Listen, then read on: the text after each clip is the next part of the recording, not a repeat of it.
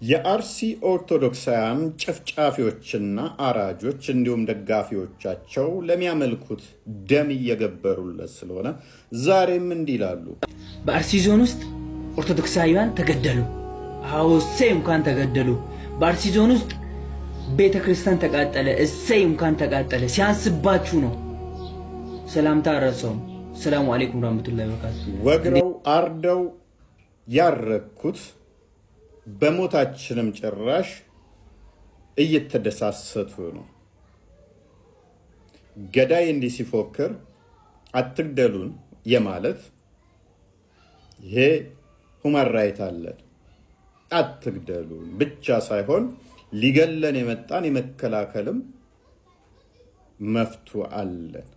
ስለዚህ ካሁን በኋላ እንደ ክርስቲያን ማንኛውም ክርስቲያን ሊያደርግ የሚገባው አትግደሉን ብቻ ብሎ መጮ ሳይሆን ቤተሰቡን፣ እናት አባቱን፣ እህት ወንድሙን ሊገል የመጣን አካል የመመከት የመከላከል ሊያጠቃህ የመጣን በሚገባው የማናገር መፍቱ እንዳለን ልታውቁ ይገባል።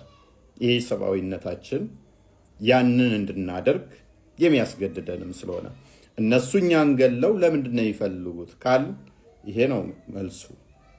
በሆትነስ ተነስቶ መጮህ በጣም አንድ ማሳሰቢያ የምናገረው ቤተክርስቲያን መቃጠል የለበትም። አንድ ብር ሁለት ብር ለቅማል እንደ መስጂድ የምንገነባው ቤተክርስቲያን መቃጠል የለበትም። መጥፋት ያለበት ኃይል መጥፋት አለበት። ቤተክርስቲያን ምን ይሆናል? መስጂድ ይሆናል። ለምን ይቃጠላል? ስለዚህ ሰዎች አሁን ይሄ ወራቤ ላይ የተነሳው የማይሆን ነገር ነው። እንደዚህ ቤተክርስቲያን መቃጠል የለበትም። ድሉ ከኛ ነው። እናሸንፋለን። ቤተክርስቲያን ገብርኤል መስጂድ ይሆናል ኢንሻአላህ። ስለዚህ በዚህ ደረጃ ነው አሁን ወጣቶች ነን፣ ሰከን ብለን ወደ ጦርነት ነው መግባት ያለብን። አላሁ አክበር። እንግዲህ እንደሰማችሁት መስጊድ ሙሉ ህዝብ ሰብስበው መሞት ያለበት ይገደልና ቤተክርስቲያኑን ገብርኤል ቤተክርስቲያን መስጊድ ይሆናል ሲል ሰምታችኋል። ታዲያ ትናንት ወዲያም እንዲሁ ነው የሆነው። አንደኛውን ቤተክርስቲያን አቃጠሉ፣ አንደኛውን ቤተክርስቲያን ዘረፉ፣ ምእመኑን ገደሉ፣ ምእመኑን እምሽክ አደረጉ። ከ300 በላይ ምእመን የት እንደገባ እንዲጠፋ እንዲፈናቀል ተደረገ። ይሄ ነው እየተካሄደ ያለው በስልት ኦርቶዶክሳውያንን የማጽዳት። አትግደሉን ለዓመታት ተባለ። አሁን አትግደሉን ሳይሆን ራሳችን አንገደልም ብለን እምቢ የማለት ህዝባዊ እምቢተኝነትን ኦርቶዶክሳውያን የማሳየት ጊዜያችን አሁን ይመስለኛል።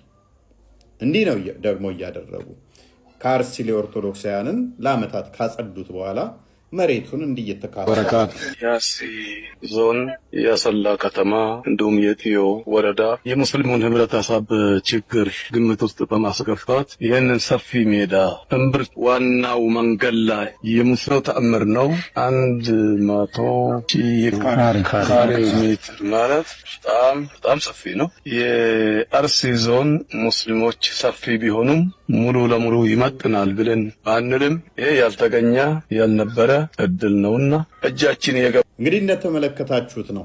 እቅዳቸውን በፍጹም ሳይዘነጉ ያሳኳት እንዳለ ከዚህ እንረዳለን።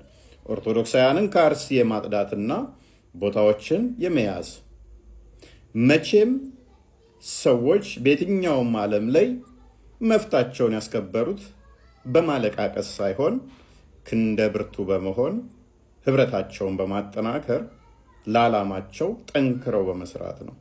ስለዚህ አንድም ሞንክ ሁለትም ሞንክ ሶስትም ሞንክ መፍትሄን ለማስከበር ጠንክረህ ልሰሩ ይገባል። እምቢ ማለት እስካልጀመራችሁ ድረስ በማንኛውም ሁኔታ በየትኛውም ሁኔታ እንደ አህያ ሊጭናችሁ ለሚፈልግ አካል እምቢ ማለትን እስካልለመዳችሁ ድረስ ሚዲያው ላይ በመጮህ ብቻ መፍትሄ የሚመጣ አይደለም። የሆኑ ተቋማት የሆኑ አባቶች እንዲጮሁላችሁ ብቻ መፍትሄ ልትጠብቁ አይገባም። እምቢ ማለትና ይሄንን የተሽመደመደ አካሄዱ ጤናማ ያልሆነ ደም ካልጠጣ ማይረጋን አካል አሽቀንጥሮ ይመጣል። የሁላችንም ድርሻ ይሆናል።